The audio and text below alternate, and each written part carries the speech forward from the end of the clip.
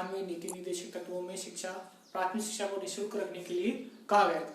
ठीक है, उसी के जो शिक्षा से संबंधित जो मुख्य आयोग है उनके बारे में देखते हैं। ठीक है, डॉक्टर राधाकृष्णन जी हैं जो हमारे देश के राष्ट्रपति, उपराष्ट्रपति और मुख्य शिक्षक है। ठीक है, डॉक्टर राधाकृष्णन की अध्यक्षता में 4 नवंबर 1948 को विश्वविद्यालय शिक्षा आयोग का गठन किया गया। इस आयोग ने विश्वविद्यालय शिक्षा में सुधार के कार्य की और इसने ये कहा कि जो शिक्षा का माध्यम है वो हिंदी और क्षेत्रीय भाषाओं में भी किया जा सकता है। फिर है माध्यमिक शिक्षा आयोग, इसके जो अध्यक्ष थे वो लक्ष्मण स्वामी मुदालिया जी, इनको इसको इस जो आयोग है माध्यमिक शिक्षा आयोग मुदालिया आयोग नाम से भी जाना जाता है। ठीक है, 23 सितंबर 1952 को ये गठित हुआ था। द्विभाषा, इसने बताया था कि द्विभाषा जो भाषा का जो पढ़ने का जो माध्यम है वो 2 भाषाओं में किया जा सकता है। द्विभाषा सूत्र उसने दिया था। और सामाजिक जो विज्ञान है, ठीक है, उसका सब्जेक्ट के रूप में इन्होंने कहा था कि इसको विषय के रूप में आप पढ़ा सकते हो। फिर है आपका यूजीसी 1953 में आ गया। ठीक, विश्वविद्यालय अनुदान आयोग, ठीक है, वो 1953 में गठित किया गया था। फिर है आपका केंद्रीय सलाहकार समिति। ठीक है, 1955 में इसने बोला कि त्रिभाषा सूत्र, यानी उस समय क्या होता, जो भाषाओं के आधार पर राज्यों का गठन किया जा रहा था। ठीक है, उसी वक्त इसने कहा था कि त्रिभाषा सूत्र यानी 3 भाषाएं आप पढ़ा सकते हो।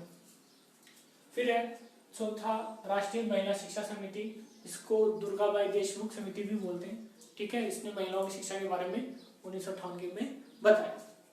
फिर है राष्ट्रीय एकता परिषद। ठीक है, 1961 से 62 में इसने भी त्रिभाषा सूत्र दिया गया, हमें 3 भाषाओं जो शिक्षा के जो माध्यम है 3 भाषाएं हो सकती है।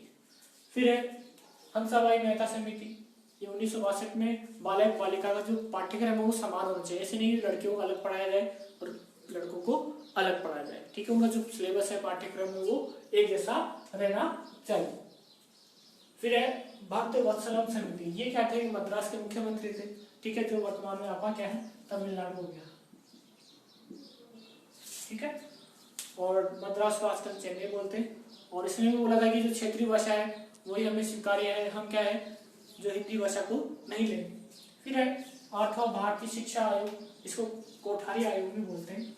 ठीक है, डॉक्टर दौलत सिंह कोठारी 14 जुलाई 1964 को इन्होंने वास्तविक रूप दिया था त्रिभाषा सूत्र का, कि जो भाषा शिक्षा का जो माध्यम है 3 भाषाओं में आप दे सकते हो। ठीक है, वास्तविक रूप इन्होंने दिया था। फिर है 9वां है 5वीं पंचवर्षीय योजना, इसके अंदर महिला कल्याण के बारे में कहा गया था। ये 4 साल नहीं चली थी, नाम पंचवर्षीय योजना है। ठीक है, 5 साल नहीं चली, जो कि 5वीं थी, तो 4 साल चल रही 1974 से 78 के बीच। फिर है 10वां है राष्ट्रीय शिक्षा शिक्षा नीति, इसको NPE 1986 भी बोलते हैं। ठीक है, इसने ये दिया था कि 10वीं के बाद 2 साल फिर 3 साल का कॉलेज का जो पाठ्यक्रम होना चाहिए, 10 + 2 + 3 होना चाहिए, ज्यादातर एग्जाम में पूछता रहता है। फिर है 11वां महिला समाख्या क्या कार्यक्रम, इसमें ये था कि जो पिछड़े वर्ग ग्रामीण जो बालिकाएं हैं 1989 में 53 जिले और 900 गाँव की जो बालिकाएं हैं उनको शिक्षा अच्छी तरह मुहैया हो जाए, उसके लिए कार्यक्रम था। फिर है 12वां आचार्य राममूर्ति समिति। ठीक है, इन्होंने आंगनबाड़ी से संबंधित जानकारी दी कि आंगनबाड़ी खोली जानी चाहिए और NPE की समीक्षा की थी, यानी ये जो राष्ट्रीय शिक्षा नीति है आपकी उसकी समीक्षा की 1990 में। ठीक है, इसमें से देखो ये जो पहला, दूसरा, चौथा, 8वां और ये 10वां, ये क्या एग्जाम में लगातार पूछते रहते हैं और यूजीसी के बारे में भी पूछ लेते हैं। ठीक है, इनका विशेष ध्यान रखें आप। ये बाकी जो मुख्य जो शिक्षा से संबंधित नीतियां और हम आयोग पढ़ रहे हैं, परिषद पढ़ रहे हैं, उसमें देखिए 13वां जो है संशोधित राष्ट्रीय शिक्षा नीति, यानी जो राष्ट्रीय शिक्षा नीति थी 1986 वाली, उसमें संशोधित किया गया। क्यों? 1991 में क्या हुआ कि जो कांग्रेसी सरकार थी वो आई, उससे पहले वाली जो सरकार थी उसने शिक्षा में क्या क्या परिवर्तन कर दिया, उसकी वो क्या करना चाहती थी, समीक्षा करना चाहती थी। इसलिए उसने क्या किया, POA प्रोग्राम ऑफ एक्शन चालू किया। ठीक है, कार्यान्वयन कार्यक्रम 1992, यानी 1986 जो शिक्षा नीति है उसका उसने क्या किया, एक तरह से पुनर्विचार किया। इसी में जो ऑपरेशन ब्लैक बोर्ड था 1986 में जो राष्ट्रीय शिक्षा नीति थी उसके साथ ये चालू किया गया था। और ऑपरेशन ब्लैक बोर्ड में पहले क्या था कि जहाँ पर एक टीचर स्कूल होगा, ठीक है, वहाँ एक ब्लैक बोर्ड होगा, एक टीचर होगा। फिर उसने क्या कहा कि 3 तो आपको क्या होगा, 3 कमरे और 3 अध्यापक होंगे, 3 ही ब्लैक बोर्ड होंगे, ठीक है। इन बच्चों के साथ 3 अध्यापक होंगे और 3 ही कम से कम कमरे होंगे। फिर आगे राष्ट्रीय महिला आयोग 1992 में इसने ये कहा कि राष्ट्रीय महिला आयोग स्वतः संज्ञान ले सकता है कि भाई कहाँ पर जो महिला शिक्षा की आवश्यकता है। फिर है 15 है राष्ट्रीय सलाहकार समिति, जिसको प्रोफेसर यशपाल समिति भी कहते हैं, एग्जाम की दृष्टि से महत्वपूर्ण है। इसमें 8 शिक्षक थे महत्वपूर्ण, उनकी ये समिति थी। इसने बैग के वजन पे ध्यान दिया, यानी जो शरीर का वजन है आपका, ठीक है, उसका 10% ही बच्चे का वजन का बैग होना चाहिए। यानी आपके अंदर 100 किलो वजन है तो आप 10 किलो ही उठा सकते हो, इस हिसाब से उन्होंने बताया था, ठीक है। बैग के वजन पे ध्यान दिया। और ये कहा कि जो गणित है, गणित को रट कर नहीं सिखाया, जैसे पहाड़े याद करा देते रट के, वैसे नहीं समझा के सिखाया जाए। और विज्ञान है उसको प्राथमिक शिक्षा के बाद ही पढ़ाया जाए। फिर है जिला प्राथमिक शिक्षा कार्यक्रम, इसमें 85% था अनुदान और 15%, 85% था केंद्र सरकार का 15% राज्य सरकार का था। DPEP नाम से स्कूलों में आपको लिखा हुआ मिल जाएगा इसके बारे में।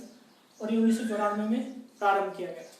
फिर है 17 मध्याह्न भोजन योजना, ठीक है, बच्चों को इस विद्यालय में रोके रखने के लिए मध्याह्न भोजन योजना प्रारंभ की गई 1995 में।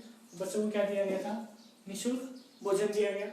फिर है 18 राष्ट्रीय जनसंख्या नीति, इसमें ये बोला कि नास्ति विद्या सम चक्षु नास्ति मात्र समो गुरु, विद्या के समान कोई आंखें नहीं है और माता के समान कोई गुरु नहीं है, ठीक है। उसने भी शिक्षा पर ही, और जो महिला शिक्षा है उसके ऊपर क्या दिया, ध्यान दिया कि महिलाएं आपकी अगर शिक्षित होंगी तो परिवार भी शिक्षित और समाज भी शिक्षित हो जाएगा। ये 2002 की है, सॉरी 2000 की है।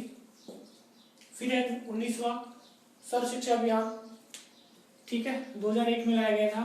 और इसने बोला कि सन 2003 तक क्या हो जाएगी, स्कूलों की पहुंच हो जाएगी, यानी सब क्या स्कूलों में एडमिशन ले लेंगे 3 साल के अंदर। और 2010 में सब क्या हो जाएंगे, शिक्षित हो जाएंगे।